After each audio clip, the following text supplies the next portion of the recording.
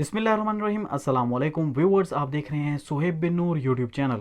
आज की inside story में मैं डिस्कस करूंगा दो बहुत अच्छी खबरें हैं। एक खबर है हमारे पास तुर्की से और दूसरी खबर है हमारे पास इंग्लैंड से, और दोनों खबरें हैं कोरोना वायरस से मुतालिक। एक दवा तैयार की गई है और वह दवा कौन सी है उसकी तमाम डिटेल्स मैं आपके साथ शेयर करूंगा। उससे पहले मैं आपसे रिक्वेस्ट करूंगा कि आप वीडियो को लाइक करें, चैनल को नए आने वाले सब्सक्राइब करें, अपने प्यारों से शेयर करें और बेल आइकन ज़रूर प्रेस करें ताकि आने वाली हर नई वीडियो आपको वक्त में मिल सके। जी व्यूवर्स, पहली खबर है हमारे पास तुर्की से, और तुर्की की कंपनी ट्यूबीटेक ने एक मेडिसिन तैयार की है, एक फार्मूला तैयार किया है, और ये है कोरोना वायरस की दवा, और जो कि कोरोना के खात्मे में बहुत ज़्यादा फ़ायदेमंद साबित हो रही है। और ट्यूबीटेक कंपनी जो है इस वक्त वहाँ की टॉप साइंस कंपनी है जो इस वक्त रिसर्च कर रही है। और तुर्की के वज़ीर सेहत और टेक्नोलॉजी मुस्तफा वारंक, उन्होंने ये बात की है कि हमारा ये फार्मूला मकामी तौर पर तैयार हुआ है और ये हमारे लिए बाइस फ़ख्र है, और ये इंतहाई खुशी की बात है कि तुर्की ने इसमें बहुत मेजर डेवलपमेंट की है। साथ साथ उनका ये कहना था कि ये फैविपिराविर दवा है, और ऐसी दवा चाइना में भी तैयार हुई थी और चाइना ने उस फार्मूले में कुछ चेंजेस की थी, जबकि सबसे पहले यह दवा जापान में तैयार हुई थी। और ये दवा मलेरिया के मरीजों के लिए इस्तेमाल की जाती थी और इसके बेहतरीन किस्म के रिजल्ट्स आए। चाइना ने भी कोरोना वायरस से निपटने के लिए सबसे पहले इस दवा का इस्तेमाल किया और बहुत बेहतरीन नतीजे सामने आए, और उसके बाद हमने देखा चाइना ने बहुत रैपिड कंट्रोल किया कोरोना वायरस के पेशेंट्स पे भी और इस बीमारी के मज़ीद फैलाव और तदारुक पे भी। अब हम देख रहे हैं कि ये जो दवाई का फार्मूला तैयार किया है तुर्की ने अपने तौर पे तैयार किया है, इसमें कुछ चेंजेस की गई हैं, और अब काफ़ी ज़्यादा हमारे लिए भी डेफिनेटली फ़ख्र की बात है कि हमारे ब्रादर इस्लामी मुल्क ने यह दवा तैयार की है। मीनवाइल तुर्की के वज़ीर सेहत मुस्तफा वारंक ने आलमी इदारे सेहत से ये रिक्वेस्ट भी की है कि जो आपने फ़ंड मुख्तस किया है तकरीबन 7.6 अरब डॉलर्स का, इसमें तुर्की को भी एक हिस्सा मिलना चाहिए, क्योंकि हमारी रिसर्च इस वक्त जारी है और मज़ीद रिसर्च पे हम काम कर रहे हैं। अब ये जो डोज तैयार की गई है ये मेडिसिन की फॉर्म में होगी, यानी टैबलेट की फॉर्म में होगी, और इसके अलावा एक वैक्सीन तैयार की जा रही है तुर्की की जानिब से, जिसमें तुर्की और रूस दोनों शराकतदार होंगे, और वो वैक्सीन इंजेक्शन की फॉर्म में होगी और वो भी अनकरीब मार्केट में अवेलेबल होगी। अभी ये जो फैविपिराविर दवा तैयार हो रही है, जो फार्मूला तैयार कर लिया गया है,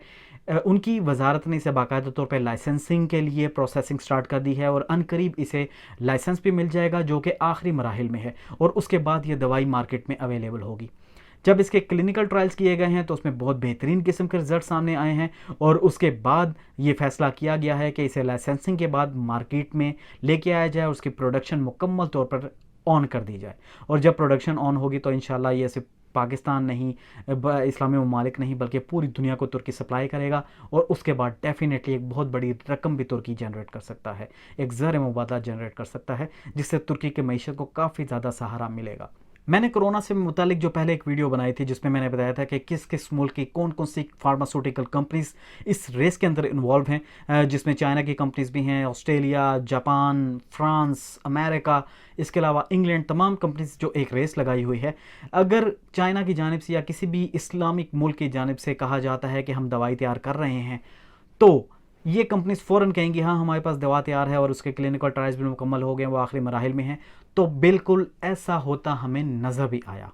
इस पर भी मैं आऊँगा, लेकिन मैं फ़िलहाल बात करूँ तुर्की की। तो तुर्की जो रूस के साथ मिलकर दूसरी अपनी वैक्सीन बना रहा है, तो उसमें तुर्की के तकरीबन 17 प्रोजेक्ट्स जारी हैं। जानवरों पे उसके ट्रायल्स किए गए हैं जो काफ़ी ज़्यादा फ़ायदेमंद रहे हैं और उसके बेहतरीन नतीजे बरामद हुए हैं। अब ये क्लिनिकल ट्रायल्स होंगे, और क्लिनिकल ट्रायल्स क्या होते हैं काफ़ी लोग सोच रहे होंगे इस बारे में, तो आपको मैं बताता चलूँ।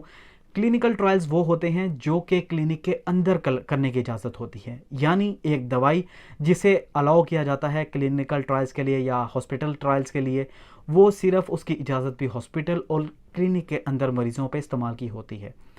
ये दवा वॉलंटरली भी जो लोग अपने आप को रज़ाकाराना तौर पर पेश करते हैं उन पर भी आजमाई जाती है, और ये दवा जो मरीज़ कहते हैं ठीक है हम आपको अलाउ करते हैं आजमाने के लिए, उन पर भी आजमाई जाती है। उसके बाद इसके रिजल्ट सामने आते हैं, फिर इसका तयन किया जाता है कि इसकी कितनी डोज की रिक्वायरमेंट है, और ये भी तयन किया जाता है कि किस एज ग्रुप से किस एज ग्रुप तक ये दवाई किस मिकदार में देनी है। तो ये तमाम चीज़ें देखी जाती हैं, फिर इसके सिम्टम्स पे देखे जाते हैं कि कितना कंट्रोल हो रहा है, फिर ये देखा जाता है कि इसके कोई साइड इफ़ेक्ट्स तो नहीं हैं, या अगर कोई ऐसे मरीज़ हैं जिन्हें और दूसरी बीमारियां हैं, जिनमें डायबिटीज़ है, जिनमें ब्लड प्रेशर है, या इसके अलावा कोई और एस्थमेटिक पेशेंट्स हैं, तो आया उन्हें इस तरह का कोई प्रॉब्लम तो नहीं इससे होता। तो ये तमाम सिम्टम्स देखे जाते हैं, तमाम साइड इफ़ेक्ट्स इसके देखे जाते हैं। उसके बाद फिर फाइनल लाइसेंसिंग के बाद इसकी प्रोडक्शन स्टार्ट होती है। और रूस और तुर्की के माबैन ये जो शराकतदारी हुई है इस वैक्सीन की तैयारी में, जैसा कि मैंने पहले भी बताया है कि तकरीबन 17 प्रोजेक्ट्स मुख्तलिफ इस पे स्टार्ट कर दिए गए हैं जो मुसलसल ये काम कर रहे हैं कि इस वैक्सीन पे काम किया जाए, इसके ट्रायल्स किए जाए और फिर इसका कोई हतमी नतीजा बरामद किया जाए। तो व्यूवर्स, तकरीबन 22 यूनिवर्सिटीज़ को इसमें बाकायदा तौर पे इजाज़त मिली है रिसर्च करने की, और उसमें से 3 यूनिवर्सिटीज़ ऐसी हैं जिन्होंने अपने जानवरों पर ट्रायल्स मुकम्मल कर लिए हैं और उनका ये कहना है कि अभी तक के जो नताइज हैं वो काफ़ी ज़्यादा हौसला अफजा हैं। अब मैं आऊँगा इंग्लैंड की तरफ, और इंग्लैंड की ऑक्सफोर्ड यूनिवर्सिटी में भी एक रिसर्च जारी है और डेक्सामेथासोन जो कि एक स्टीरॉयड है, ज़िंदगी बचाने की यह दवा है, उसे इस्तेमाल किया गया, उसके ज़रिए एक दवा तैयार की गई है। और ये दवा भी 2 किस्म की होगी, एक टैबलेट की फॉर्म में और दूसरा इंजेक्शन की फॉर्म में। टैबलेट की फॉर्म में ये दवाई उन मरीजों को दी जाएगी जो हालत जिनकी इतनी तशवीशनाक ही होगी या ज़्यादा ख़तरनाक नहीं होगी, लेकिन जिनकी हालत ज़्यादा ख़तरनाक होगी तो ये वैक्सीन की सूरत में दी जाएगी, लिक्विड की सूरत में इंजेक्ट की जाएगी और ये वेनल होगी, वेन के अंदर इसका इंजेक्शन लगेगा। तो उसके बाद अभी जो रिसर्च सामने आई है, आपको मैं बताता चलूँ कि एक पूरी रिसर्च टीम ऑक्सफोर्ड यूनिवर्सिटी की जो इस वक्त हेड कर रहे हैं प्रोफेसर मार्टिन लैंड्रे, उनका ये कहना है कि अभी तक के जो नताइज हैं वो काफ़ी ज़्यादा अच्छे हैं और हमने ये नतीजे अखज़ किए हैं कि जो मरीज़ इस वक्त वेंटिलेटर्स पर हैं उनकी अमवात में इस दवा के इस्तेमाल के बाद 25 से 45% तक कमी आई है, और ऐसे मरीज़ जो ऑक्सीजन पे हैं उनकी अमवात में 20 से 25% तक कमी आई है। तो उनका ये कहना है कि तमाम रिजल्ट्स को मद्देनज़र रखते हुए हम इस नतीजे पर पहुंचे हैं कि ये दवाई कारआमद है और काफ़ी ज़्यादा कारगर साबित हो रही है।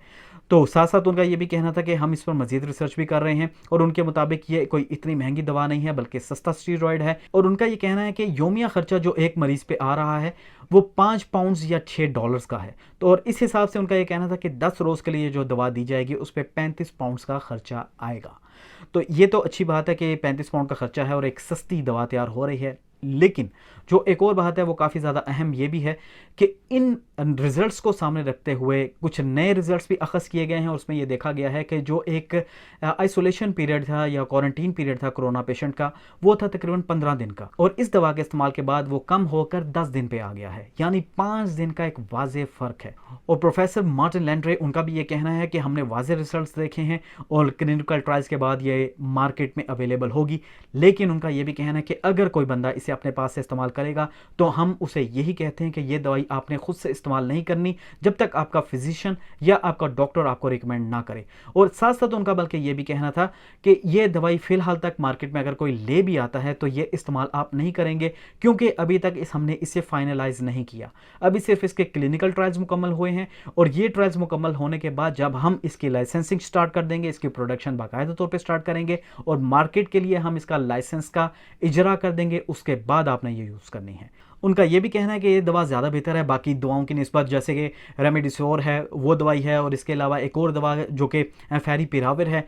उसकी निस्बत इसके रिजल्ट्स काफ़ी ज़्यादा बेहतर भी हैं। उन्होंने इसका लफ्ज़ क्यों इस्तेमाल किया, डेफिनेटली कि एक दवा जापान की और चाइना इस्तेमाल कर रहे थे और अब उसी का फार्मूला तुर्की ने भी अपना लिया है, और दूसरी दवा रूस भी इस्तेमाल कर रहा था, चीन भी इस्तेमाल कर रहा था। इस वजह से ये कैसे हो सकता है कि ये कहेंगे वो दवाइयाँ हमसे ज़्यादा बेहतर हैं। और वही बात है कि एक रेस चूँकि लगी हुई है तो इन्हें अपनी ही दवाई के ऊपर ज़्यादा भरोसा है। साथ साथ उनका ये भी कहना था कि ये दवा 1960 के अशरे से इस्तेमाल हो रही है, यानी कि इतने पुराने टाइम से इस्तेमाल हो रही है, तो आपको इस पे ज़्यादा भरोसा करना चाहिए। और 1960 में उनका ये कहना है कि ये दमे के मरीज़ों के लिए इस्तेमाल होती थी, ये जोड़ों के दर्द के मरीज़ों के लिए इस्तेमाल होती थी, और ख़ास तौर पर ऐसे मरीज़ों के लिए जिन्होंने मलेरिया हो या दीगर इस तरह की बीमारियाँ हों जिनमें उन्हें वीकनेस फील होती है, दवा वहाँ इस्तेमाल होती थी।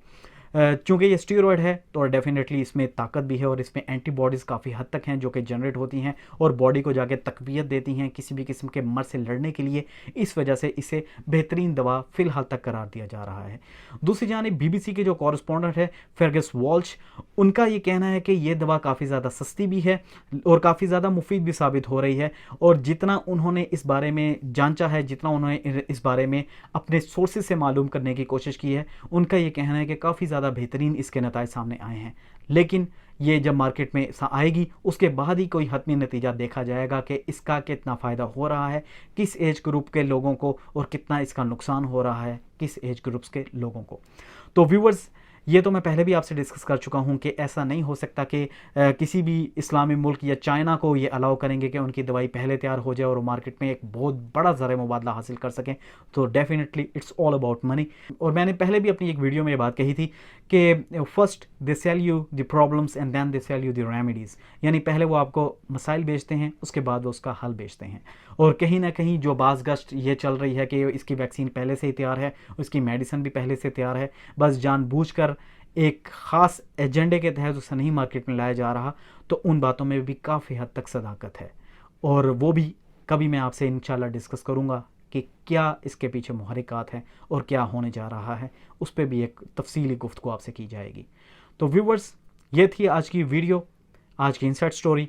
आप अपना बहुत बहुत ख्याल रखिएगा। कोरोना वायरस है, प्लीज़ घरों में रहें, स्टे होम, स्टे सेफ। अल्लाह हाफिज़, फ़ी अमानिल्लाह।